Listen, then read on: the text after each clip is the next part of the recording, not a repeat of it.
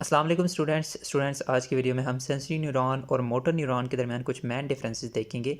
Sensory neuron, सबसे पहला difference ये है कि ये सेंसरी न्यूरॉन इन्फॉर्मेशन लेते हैं फ्राम रिसेप्टर और इस इन्फॉर्मेशन को कोऑर्डिनेटर तक पहुंचाते हैं। Sensory neuron carry information from receptor to coordinator, जैसे कि जो ब्रेन और स्पाइनल कॉर्ड होते हैं इनकी तरफ इन्फॉर्मेशन को लेकर जाते हैं।